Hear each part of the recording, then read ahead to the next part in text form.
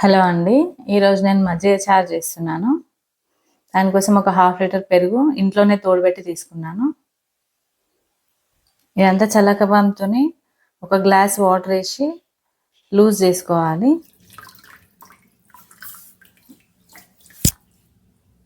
స్మూత్గా చేసుకోవాలి. ఇప్పుడు మనం పోపు చేసుకోవడానికి ఒక గిన్నె పెట్టుకొని స్టవ్ పైన 1 టేబుల్ స్పూన్ ఆయిల్ వేసుకోవాలి. ఆవాలు, జీలకర్ర హాఫ్ టీ స్పూన్ వేసుకోవాలి.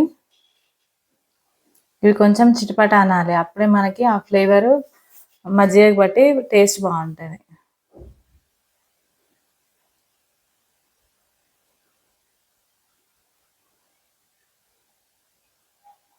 చూడండి, అట్లా బాగా వేగాలి. ఆవాలు, జీలకర్ర,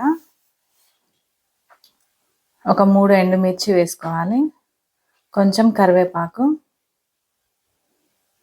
3-4 రెమ్మలు వేసుకోండి, బాగుంటుంది.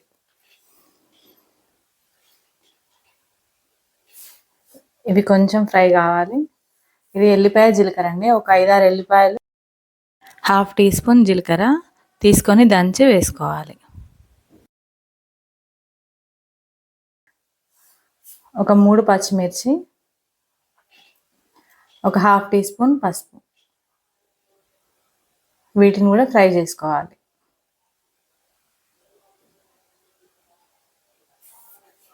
పోపు మంచి ఫ్రై అయినప్పుడు మనకి మజ్జిగ చారు బాగుంటుంది.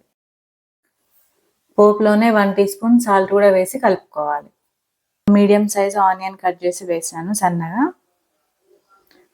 ఆనియన్స్ ఎక్కువ వేగాల్సిన అవసరం లేదు, కొంచెం వేగితే సరిపోతుంది.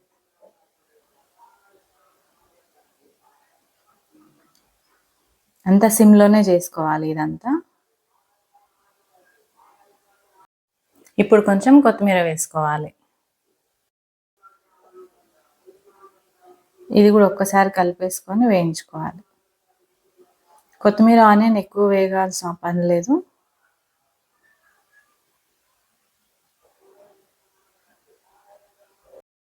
ఇప్పుడు మనం లూజ్ చేసుకున్న మజ్జిగ చారు వేసేసుకోవాలి. వేసి స్టవ్ వెంటనే ఆఫ్ చేసేసుకోవాలి. లేదంటే స్టవ్ ఆఫ్ చేసి అయినా మజ్జిగ వేసేసుకోండి. మజ్జిగ చారు పోపులో వేసుకున్నాక ఒక్కసారి కలుపుకుంటే మన మజ్జిగ చారు రెడీ. ఈ మజ్జిగ చారును వడియాలతోని చల్లమిర్చితో తింటే సూపర్గా ఉంటుంది. ఇంకా ఆలు ఫ్రై కూడా బాగుంటుంది. ఓకేనా అండి? Thank you. బాయ్.